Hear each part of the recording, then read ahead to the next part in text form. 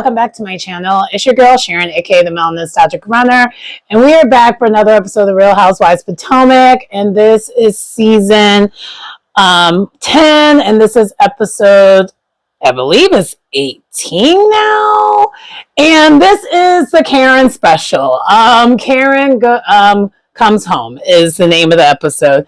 And so really technically for those who, didn't watch last week's review or whatever, and you're watching this for the first time, hello. My name is Sharon, aka the Nostalgic Runner. And you may also see here just a little bit of housekeeping I'm kind of bringing up. You might see Whisper, who's also my partner in crime.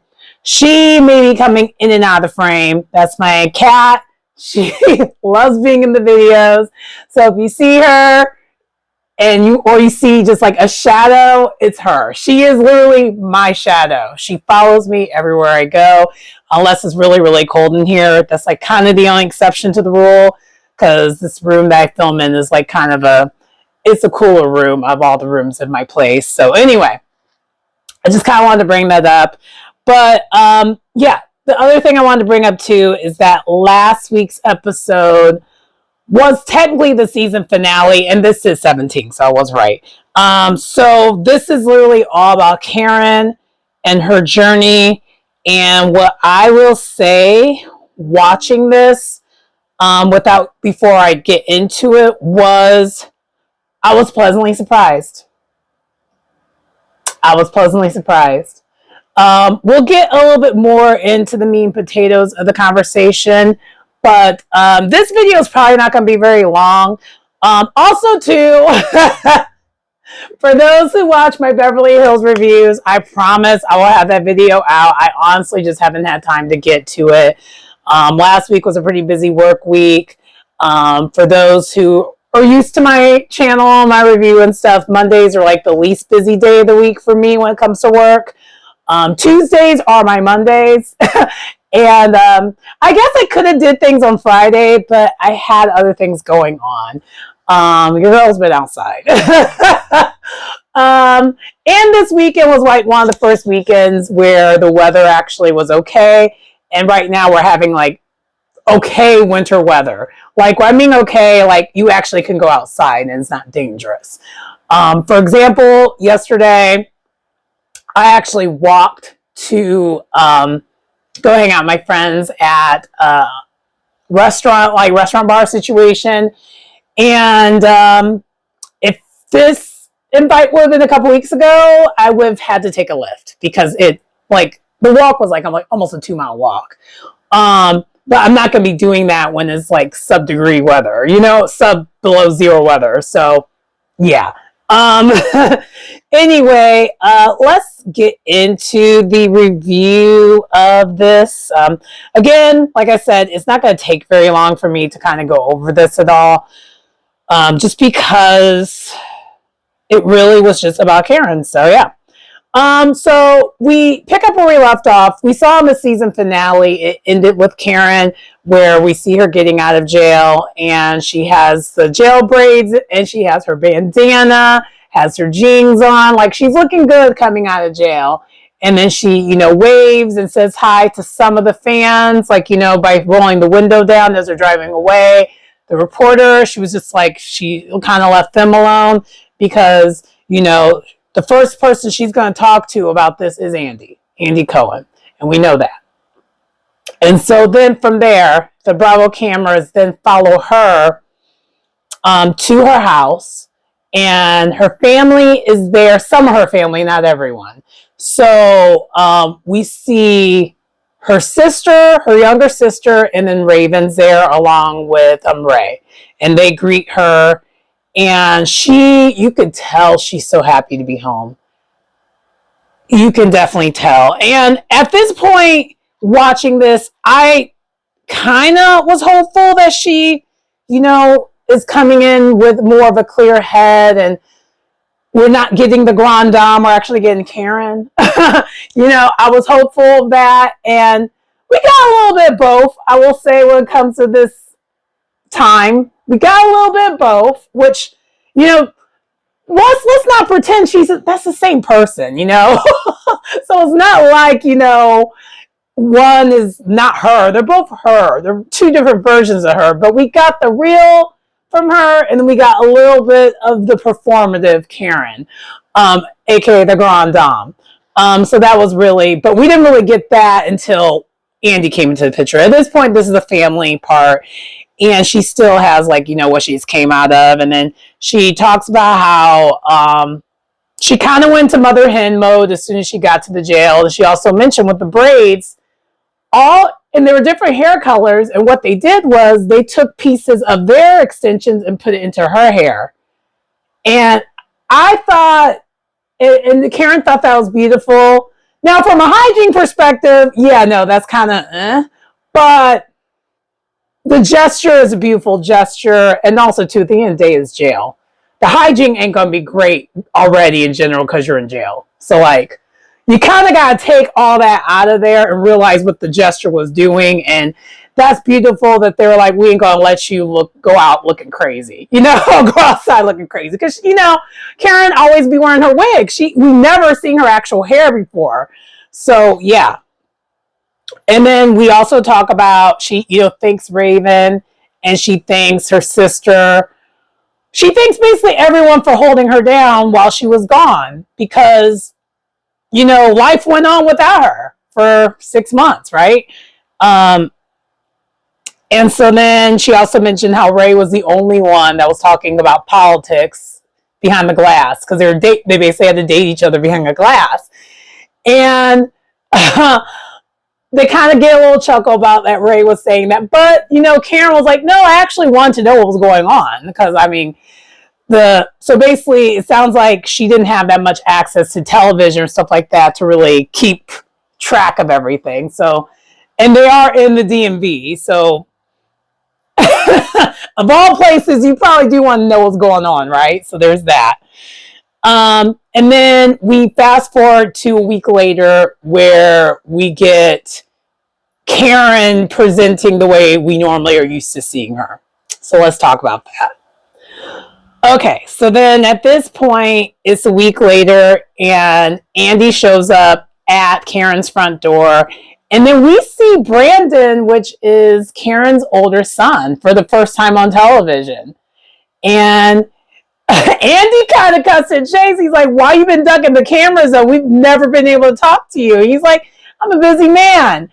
But he did share that we found out that he was the main contributor to making sure her finances and stuff were in order while she was away. Because, Karen is one of the higher paid housewives on this show. Actually, probably of all the franchises at this point right now, because, Potomac's been around for 10 years. And she's an OG. So, yeah.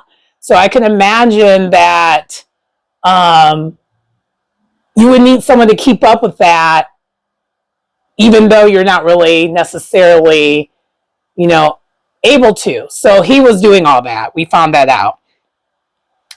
We also found out, and then David, her nephew that we saw last season, he was there too. And everyone was just happy to see her home, and they basically they all had a lot of impact with her being gone, but they're glad that she's back. And it just seems like a pleasant situation right now from what we see.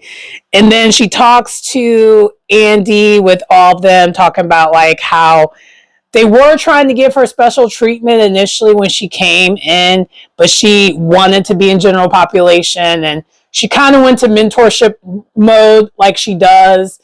And so, she kind of got a lot out of it. But then, so at first, as we're hearing her saying the mentorship and all that,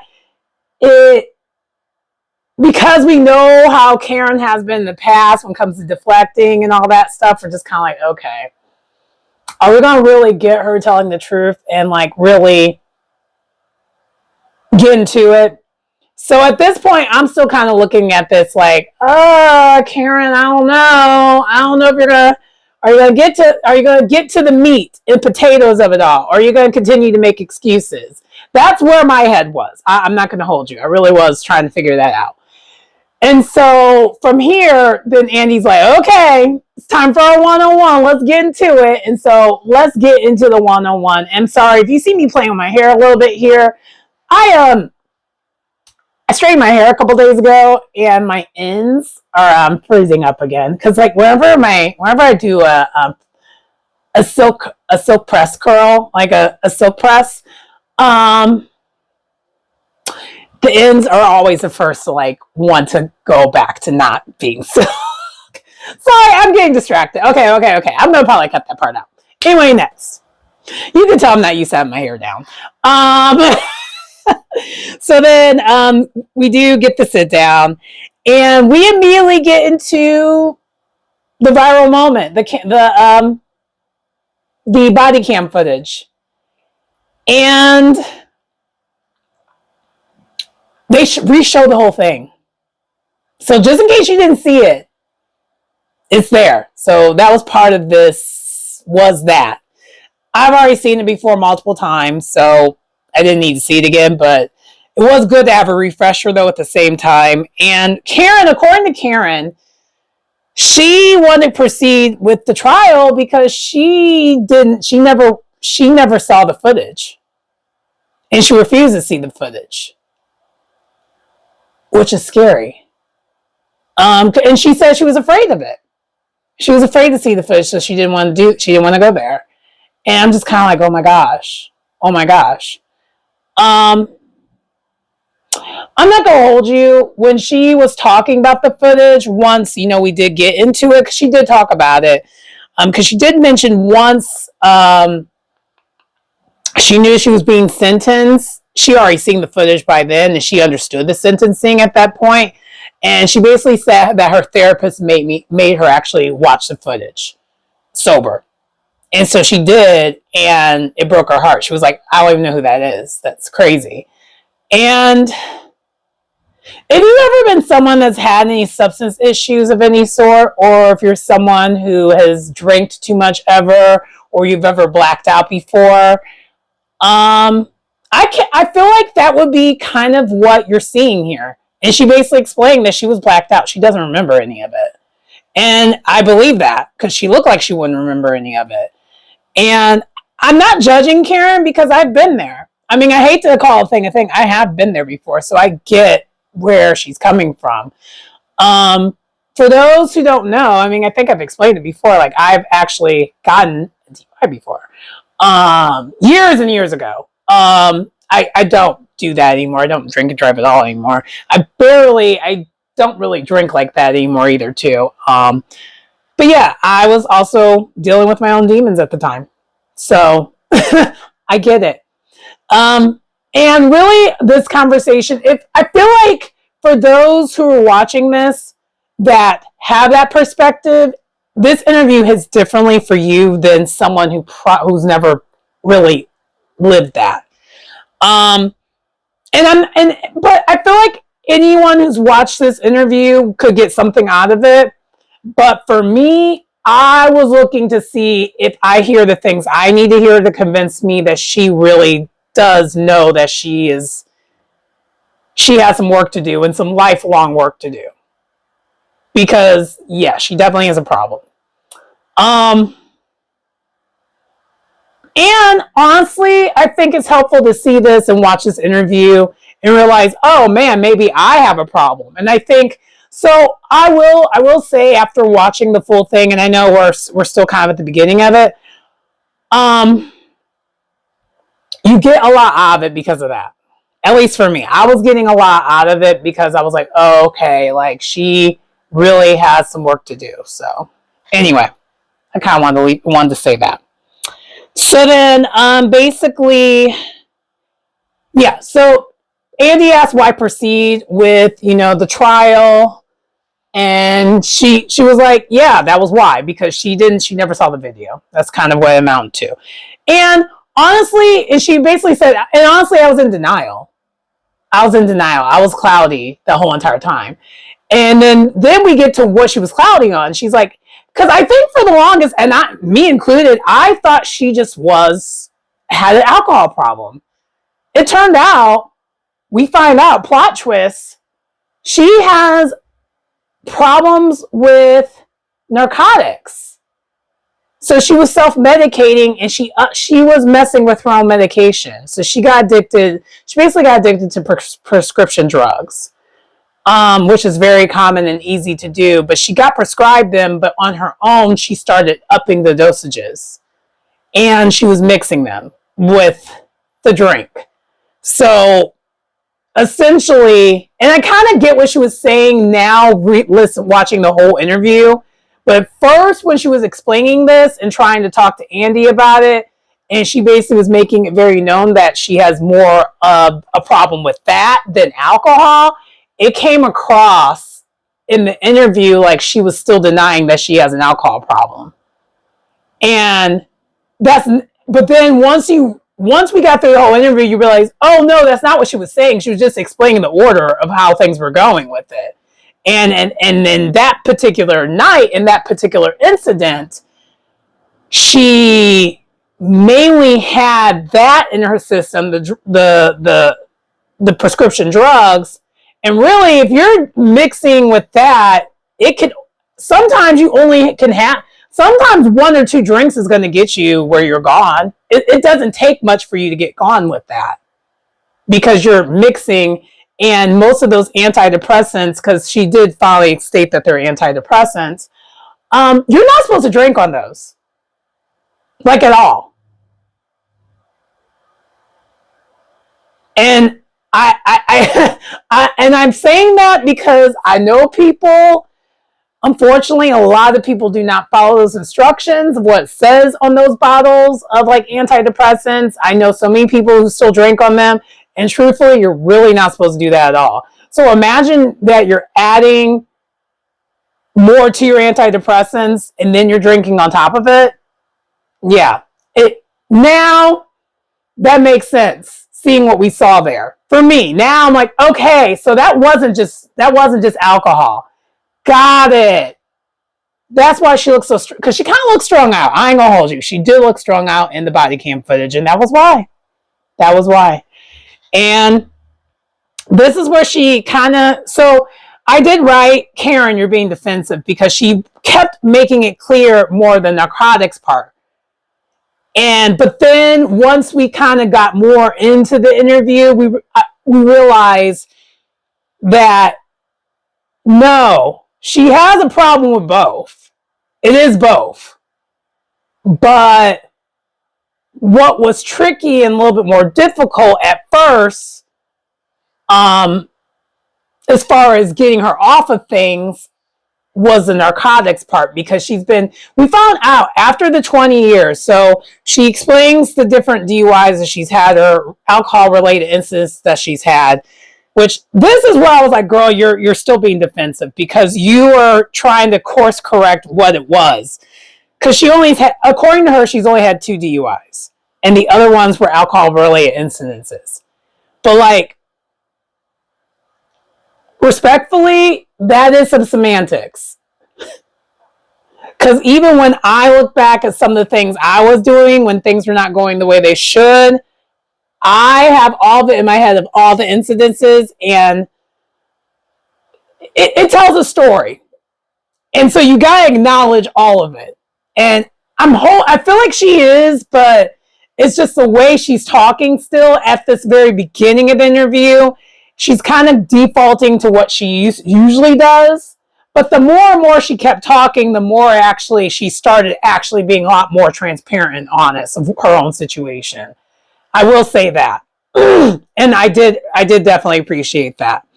Let's talk a little bit more here. Okay, so sorry about that. My allergies are kind of getting on my nerves today. So what else here? Oh, so we then get more into it, and so we actually talk a lot about what happened to her 20 years ago. So apparently, one huge takeaway that I got from this was she finally admitted that she has not really emotionally grown up since she was 19. And so now she is still at her big age, and I'm not saying it in a disrespectful way. I know that sounds that way, but it took this incident for her to figure that out, and she's trying to figure out who is Karen as a woman today. So like when she basically said the grand dame thing, she basically was presenting for the longest a caricature of herself because she didn't know who herself is, which is telling.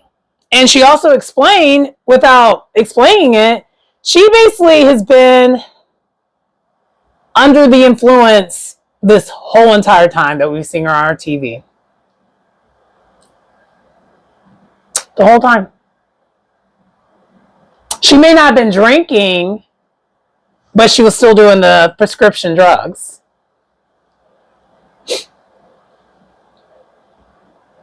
Yeah. Yikes. So we then get to her. Andy's trying to like put a label on it. Like, so are you a drug addict? Are you an alcoholic? And this is where I'm like, Karen, girl, you're still in denial. She said it in her way that she's saying it, but she basically admitted that she is both those things. But she just doesn't want to use the label. So she's going to NA and she's going to AA. But really, NA is more the problem for her than the AA, according to her. And so the 20 years ago thing kept coming up throughout this whole entire interview. And what she explained was after she got the DUI 20 years ago, and after things happened with her being, essayed, she went and got some help and they prescribed her some antidepressants. And then Andy asked, like, what antidepressants were you on? And apparently she can't say the exact drugs of it all because she can get sued. According to her attorney, this is what she says. I don't know that to be true because if you're misusing them, why would they sue you? Because once you start drinking on these things that basically say you're not supposed to drink on these things, that's you misusing them. So I was side-eyeing her when she was talking about that part, about her getting sued by her mentioning the drugs. But maybe she was worried that they would misread how she's saying things or whatever. I don't know. It was just kind of weird. So that part, I was like, Karen. So that's what I mean. In the interview, she kind of went back and forth of being in denial, but being transparent, being in denial and being transparent. But if you were to really just lose a part about her being in denial and her really getting to the point and really her admitting that she has a disease of alcoholism and she has a disease of being addicted to drugs or narcotics, because she does admit it. She does finally admit it, but it took a while to get there. I will say that. And if you listen to how she's telling the story, she basically says it without saying it. And maybe it was her way to kind of soften the blow. But she also mentions that, she was struggling with her. What caused her to escape when it came to that particular incident was her and Ray were having marriage problems. And so she was trying to find an escape. But then later on in the interview, she finally admits that she's been having issues. It had nothing to do with Ray. I just wish she would have gotten to that part. And you didn't have to listen to the whole interview to finally figure out oh no, she really is taking accountability or trying to. I think that's another thing for her. It's new for her to own it when it comes to this. And she even kind of explained it in the analogy of it was easy for me to say I'm addicted to narcotics because I wasn't following the instructions of what it says on the prescription. But with alcohol, that's all a me decision. Which basically, she's literally breaking down why it's easier for her. It was easier for her to admit the one and not the other. And then also, of course, took her therapist to help her figure that out. So, and I mean, I will say this. I'm glad she finally is at the point where she is admitting and owning something. But if she's been battling these demons for 20 plus years, do you expect for her overnight to admit everything like that? if you do, you're underestimating how addiction, all that works. I'm sorry. It She was able to be a functioning addict for 20 plus years. It's going to take some time for her to really take all 12 steps. She's still in the process of 12 steps. And then the other thing that I kind of side-eye her about too a little bit in this interview was she's leading the NA and AA classes in prison, but she herself is still trying to recover.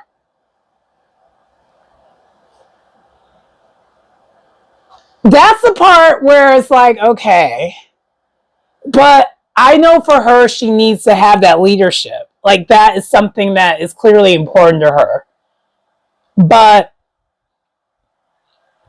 I would think for her to be truly and completely healed, she's going to need to strip that ego. Because that is an ego thing to me. To me, I think that's what that is.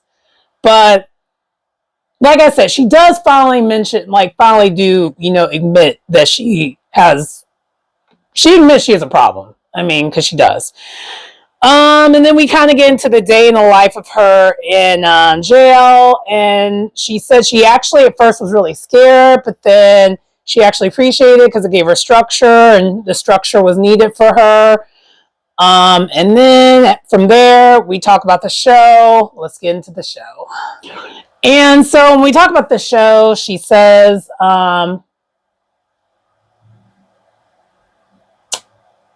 she thinks she's ready to come back. And then we kind of get into last year's reunion and what was said after she was gone, because she hasn't been keeping up. So she doesn't know what's going on right now with the show or anything like that. And so we watched last year's reunion, a little bit of what was said. And side note, when you see how Wendy looks in last year's reunion and this year's reunion, she has lost so much weight. I don't know if anyone else caught that, but like, I know this isn't supposed to be about Wendy, but it kind of was about Wendy a little bit toward the end of this, because she got brought up a lot in this part, because now we're talking about Potomac. But yeah, that was one thing I noticed. I was like, wow, she's lost a lot of weight. Because it's kind of obvious when you see her, but it's really obvious when you see last year's pictures. So anyway, so they talk about everyone's reaction, and really what she said, she's not hurt by everyone's assumptions of why she would proceed with the trial, even though that footage was out there. She was like, it's safe for people to assume, so I'm not really mad at that.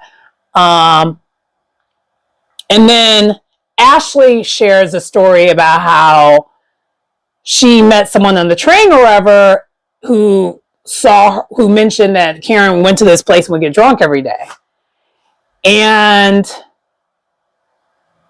yeah, Karen basically says that's true. That's true. But she keeps saying it was 20 years ago. But she says that's true. I'm not going to hold you. Her and the 20 years ago thing, I don't know if I believe that part. I think that is, again, her denial. Because how was everything 20 years ago? I'm confused. I'm sorry, but that's just kind of where my head goes. I don't know if y'all thought that, but every time she kept mentioning 20 years ago, I'm like, but something else would have happened in between. Because she also mentioned, side note, she also mentioned that Raven, her daughter, basically has been trying to tell her she has a problem. And she was in denial. So she's been in denial for a very long time of her issues. So that's the other thing. I'm glad that she called that out, that Raven been saying she has a problem, and her son and everything saying that, like, her family's been trying to get her to get help. So yeah. And then whatever Wendy added on to it, Karen was like, no, she was lying. She's lying. That's not true. And then the other thing that got brought up is her and Wendy's relationship. And Karen's like, Wendy knows what she did. So something happened behind the scenes that we're not aware of. And we're going to hopefully find out this reunion what happened. Or maybe next season. But something happened between Wendy and Karen behind the scenes that we're not aware of, and why they're not in a good place.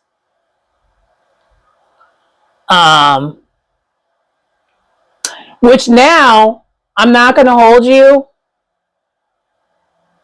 Now, I think Kay, remember at the beginning of the season, we couldn't figure out why Kay was mad at Wendy? I think it's related to Karen.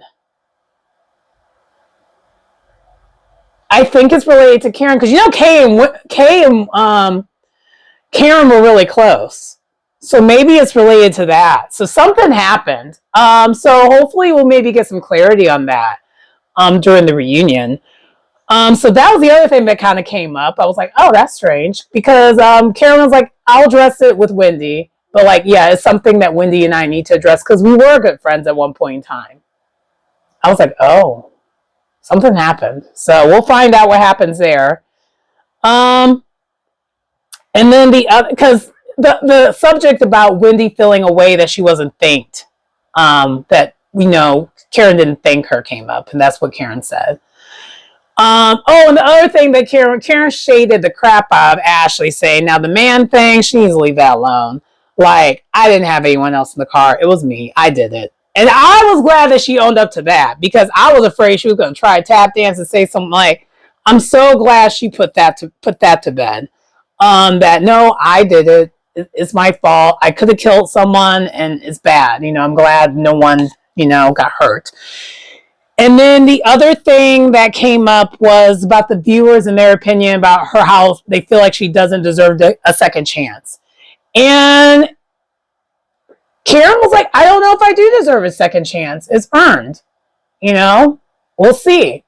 And then she kind of mentions and then this is where she finally kind of goes into that whole thing about her, being an addict. She's like, I'm as someone who's battling addiction and battling alcoholism,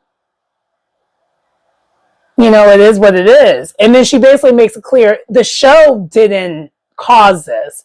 If anything, the show saved her. She thinks that she was spun out of control a lot sooner, which honestly, I kind of do agree with her because I think the show gave her, because she basically said the show gave her structure, which yes.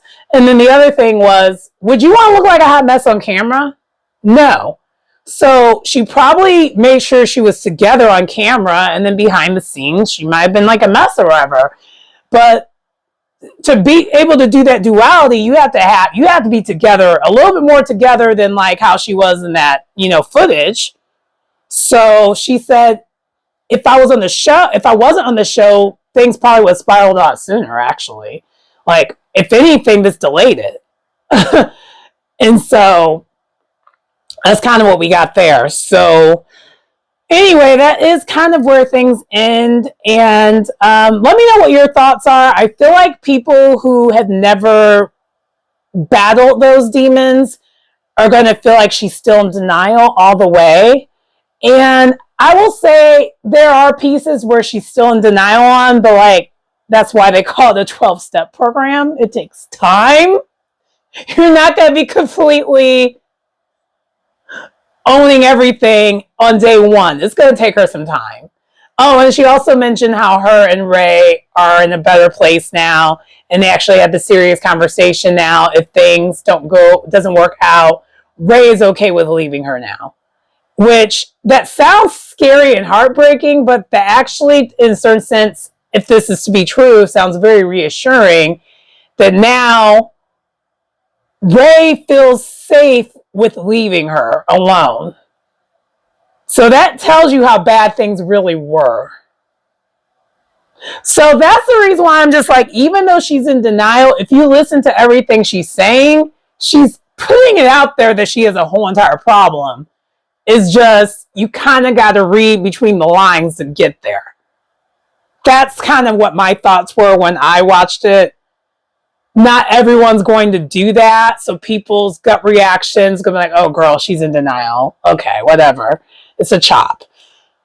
But as someone who, I've had my struggles before with my mental health and battling substances in the past, I recognize everything I'm seeing here. Okay, I just do. It is what it is. You're not going to be upfront right at the moment. It's going to take a long time for her to be upfront. Even when it came to my stuff, the way I'm transparent on this channel now, I was not going to be transparent after I just got done living it. Like, it took years for me to be able to speak transparently about some of my stuff that I've had going on in the past. I do it now, but that's because I'm healed. She's healing. And I think that's the part that people need to understand. She's still healing. She's not healed.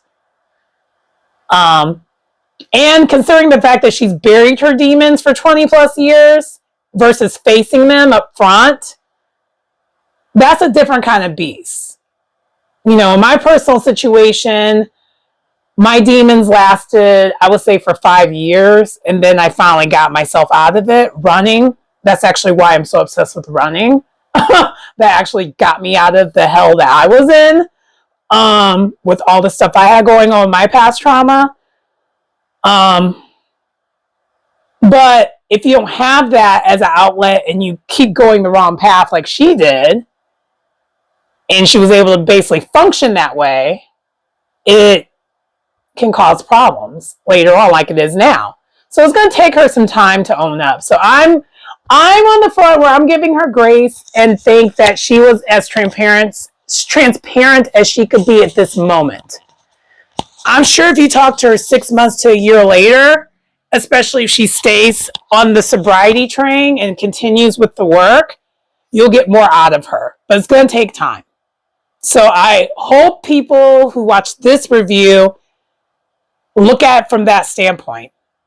Because as someone who has battled with stuff in the past, it's not an overnight thing. You're not going to be telling people up front that you're not surrendering right away. You're just not. That's not how that works. I'm sorry. Even with the consequences, it doesn't happen right away. Okay? So give her grace. She's human, just like the rest of us. And I could only imagine trying to deal with this at her age, how much harder it is to try to rewire your brain at this point in time. I at least made my mistakes early enough where I could rewire my brain. Trying to do that later on, that is a challenge in itself too.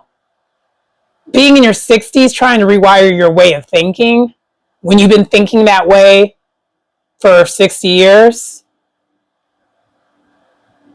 Yeah, give her grace. Okay?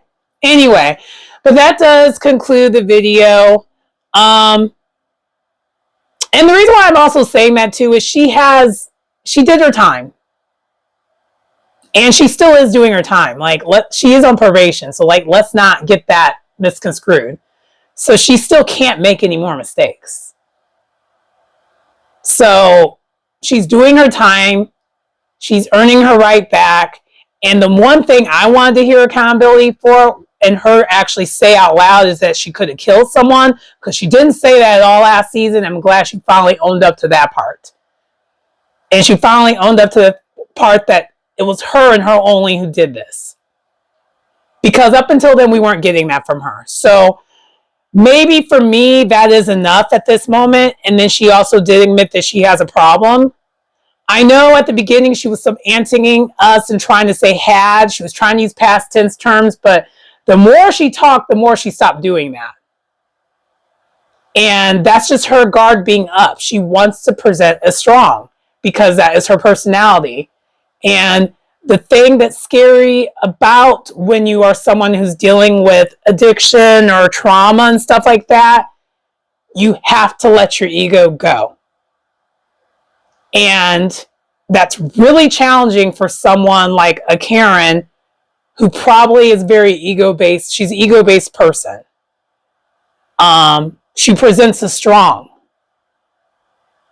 because she probably had to survive. I mean, and you know, I will say, I'm saying this from personal experience because it took me a long time to be vulnerable. I'm vulnerable now, but like that took years of therapy to get there.